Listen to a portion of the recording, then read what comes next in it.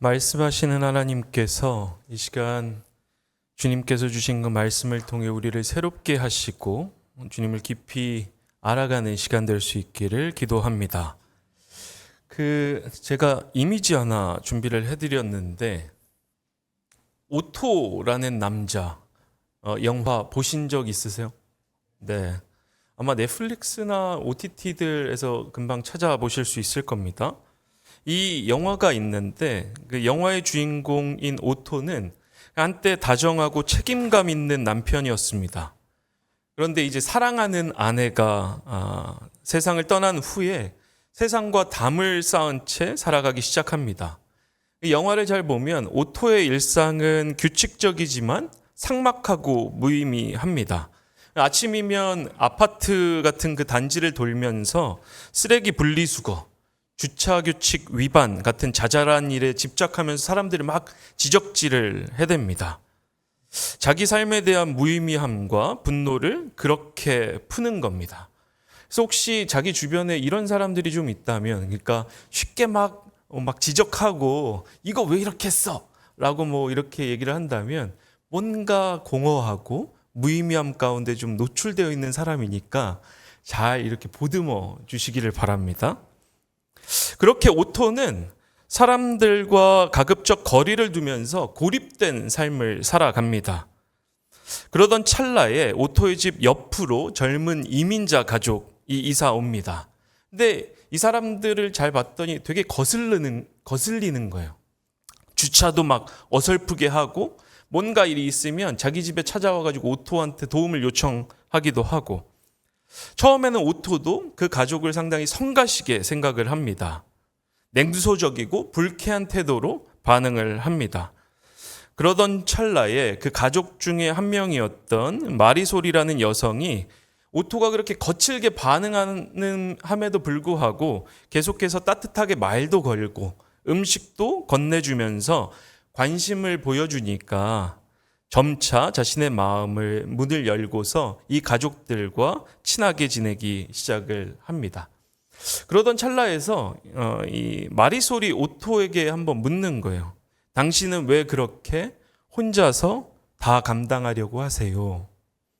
그 질문은 오토의 내면에 깊이 박혀 있었던 상실감과 무력감을 건드립니다. 이웃들과의 교류 속에서 오토는 점차 자신이 아직 다른 사람들에게 필요한 존재라는 사실, 그리고 자신의 삶이 여전히 누군가에게는 선물이 될 수 있다라는 그 사실을 깨닫고 점차 자신의 마음의 문도 열고 그들과 더불어 살아가기 시작을 합니다. 이 짧은 영화는 우리에게 구원의 의미에 대해서 좀 생각을 해보게 합니다. 우리 교우님들은 생각을 하실 때 구원이라는 건 뭐라고 생각을 보통 하고 계세요? 구원이라는 건 뭘까? 오늘 우리가 읽었었던 골로새서 본문도 구원에 대해서 이야기를 하는데 본문의 14절을 보면 이렇게 기록을 하고 있습니다. 우리는 그 아들 안에서 구속, 곧 죄사함을 받았습니다. 여기서 구속으로 번역되고 있는 헬라어 단어를 잘 보면 아폴리 트로시스라는 단어입니다. 이 단어가 뭔가 하면 노예 해방을 위해서 지불되는 대가를 의미할 때 이 아폴로 트로시스라는 그 단어가 사용되고 있습니다. 그러니까 골로새서는 그리스도가 없었을 때 우리가 노예 상태였다라는 점을 지적을 해주고 있습니다. 근데 잘 생각을 해보면 예수님 믿기 전에 그 삶들을 돌아보시면 노예 상태에 빠져 계셨었어요? 어떠셨어요? 내 삶을 쫙 돌아보면 그리스도를 만나기 전에, 예수님을 믿기 전에 나는 노예 상태에 있었는가? 그러니까 골로새서 본문은 우리를 향해서 우리가 예수 그리스도를 만나기 전에는 우리가 노예 상태에 놓여 있었다라고 지적을 하고 있는 거예요.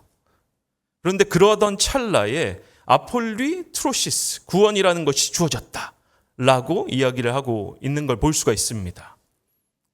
제가 좋아하는 철학자 중에 한병철이라는 제독 한인 철학자가 있습니다. 이것도 이미지로 하나 준비를 해드렸는데 피로사회라는 책이 상당히 각광을 받기 시작을 했던 거예요. 아직 못 보셨으면 요 한 권 정도는 읽어보실 필요가 있겠다. 상당히 얇습니다. 그리고 크지 않은 책이에요. 카페 같은 데에서 이제 후루룩 읽기에 괜찮습니다. 그리고 이 한 권 정도 들고서 읽고 있으면 그러한 그 긍정적인 효과도 가져다 줄 수 있어요. 아, 저 사람은 양간 지적이다. 교양의 미를 뽐낼 때에도 가볍고 작기 때문에 상당히 좋습니다. 근데 제가 이 책을 추천해 드리는 이유는 왜 그런가 하면 이 한병철이라는 철학자가 현대 사회의 문제를 잘 지적을 하고 있기 때문에 그런 거예요. 이 한병철이라는 철학자가 잘 봤더니 우리가 여전히 노예 상태에 들어가 있더라. 왜 그럴까? 현대 사회가 이루어지기 전에는 우리가 계급 사회를 살아왔던 거예요.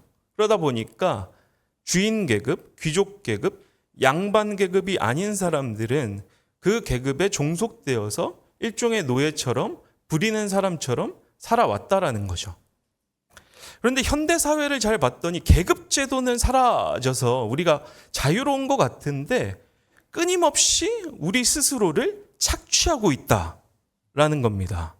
다시 말해서 현대 사회 이전에는 누군가가 우리를 착취하고 노예 상태로 만들었다면 현대 사회는 내가 나 스스로를 끊임없이 노예 상태로 만들면서 그렇게 살아가고 있다라는 거예요. 왜 그럴까? 성과 중심주의 사회를 살다 보니까 그렇다라는 겁니다.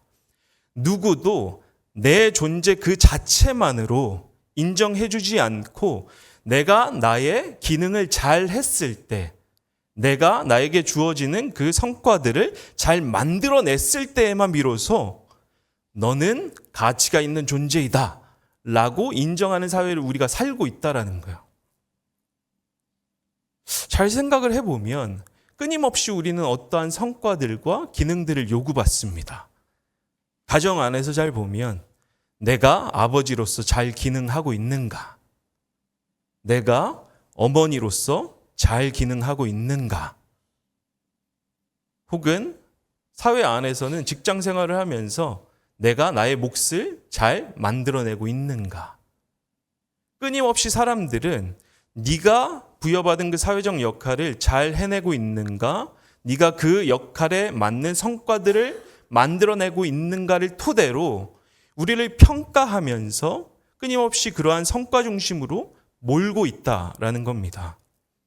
그렇다 보니까 우리 스스로도 그 성과들을 만들어내기 위해서 끊임없이 우리를 채찍질하고 있다라는 거예요. 그 맥락에서 보면 이 미션들을 성취하고 있는가? 그 성과들을 잘 만들어내고 있는가? 그것들을 토대로 내 존재를 끊임없이 입증받아야만 나는 가치 있는 존재인 것처럼 그렇게 살아가고 있다라고 한병철이라는 철학자는 저 책을 통해서 우리에게 이야기하고 있습니다.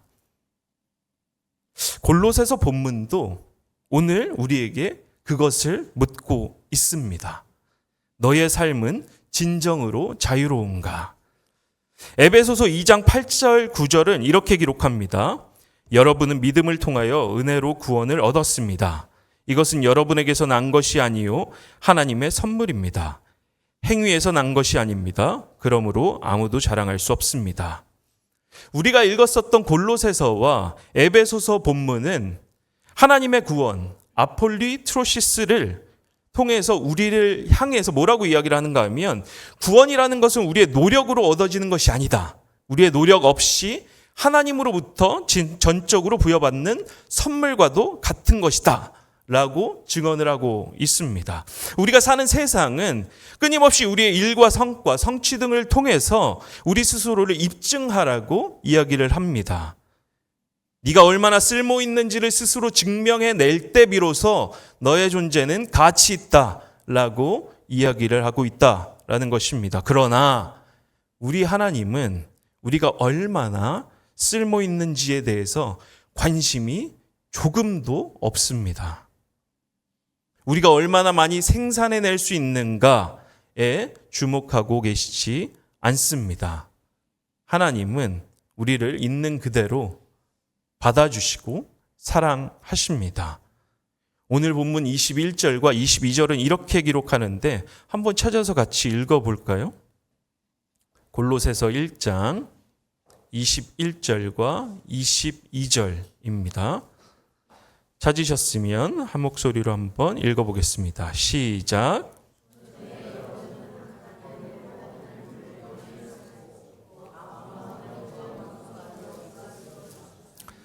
그러나 지금은 하나님께서 그리스도의 죽으심을 통하여 그분의 육신의 몸으로 여러분과 화해하셔서 여러분을 거룩하고 흠이 없고 책망할 것이 없는 사람으로 자기 앞에 내세우셨습니다. 아멘. 그러니까 우리는 잘 생각을 해보면 죄라는 것을 윤리적인 과오, 내가 무엇인가를 잘못한 것으로 생각할 때가 많은데 실상 성경에서는 죄를 그렇게 이야기를 하고 있지가 않은 거예요. 일종의 상태를 의미하는 개념이 바로 이 죄라는 개념입니다. 그러니까 죄를 지칭하는 단어는 하마르티아인데 뭔가 관역에서부터 벗어나 있는 그 상태 자체를 성경은 죄라고 증언을 하고 있습니다. 그 말인즉슨 하나님이 우리 각자를 향해서 가지고 계시는 완벽한 그 상태가 있는데 그 상태로부터 벗어나 있는 상태가 바로 죄라고 성경을 이야기하고 있는 것입니다. 그럼 도대체 하나님이 원하시는 우리를 향하신 그 상태, 완벽한 상태, 온전한 상태는 뭘까? 성과 중심 사회에서 온갖 일들로 나 스스로를 증명해내야 하는 사회에서 실패한 것 같고 이룬 것이 없는 것 같은, 뭔가 이룬 것은 같지만 공허한 그 마음과 삶, 그러한 삶의 태도와 모습, 이러한 모습들과 정서와 생각들을 가지고 살아갈 때 하나님은 그 본래 상태로부터 벗어나 있다라고 이야기를 하고 있는 거예요. 하나님은 우리 한 사람 한 사람을 지으실 때 하나님의 형상대로 지으셨고 그 누구도 너희를 대체할 수 없는 하나님의 사람으로 만드셨는데 우리가 우리 스스로를 바라볼 때, 때로는 우리가 다른 사람들을 바라볼 때 너는 내 기준에 봐서 가치가 없어. 나는 내 기준으로 봤을 때 실패하는 사람이야.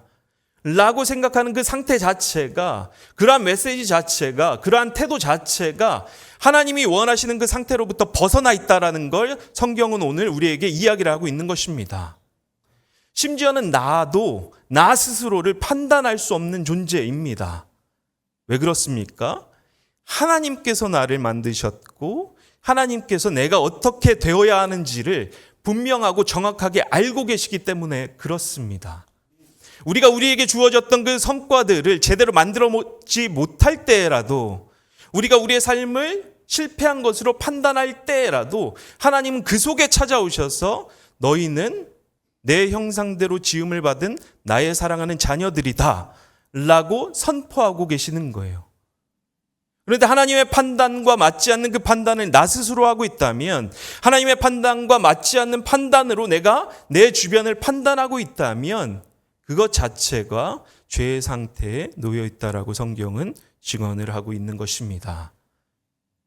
우리는 하나님의 기준 안에서 봤을 때 그 자체로 존귀한 하나님의 형상입니다.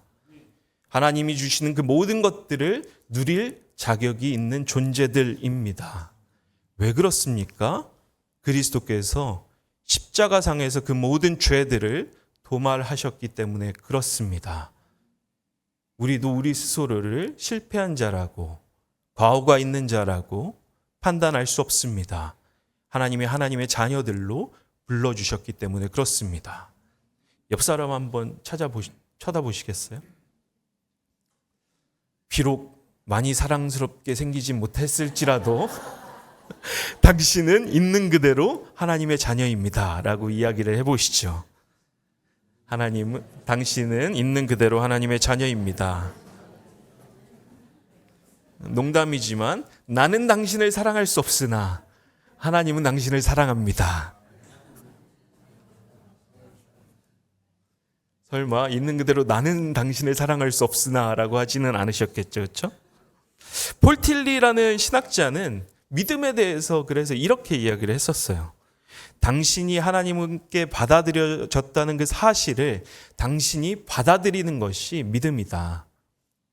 그러니까 내가 하나님을 향해서 뭔가를 얻으려고 노력하는 게 아니라 이미 우리 한 사람 한 사람이 하나님에게 받아들여졌다라는 거예요. 그리스도 예수를 통해서. 그렇다면 믿음이라는 건 뭐다? 하나님이 나 스스로를, 당신을 받아주셨다는 그 사실을 받아들이는 것이 믿음이다. 이렇게 하나님이 우리 스스로를, 우리 모든 사람을 당신의 자녀로 받아주셨다라는 그 사실을 믿고 담대히 나 자신을 축복하고 서로를 축복하며 살아가는 저와 여러분들이 되시기를 주님의 이름으로 축원합니다. 마태복음 11장 28절 30절은 그래서 이렇게 기록을 하고 있습니다. 예수님께서 말씀하실 수고하며 무거운 짐을 진 사람은 모두 내게로 오너라. 내가 너희를 쉬게 하겠다. 나는 마음이 온유하고 겸손하니 내 멍에를 메고 나에게 배워라.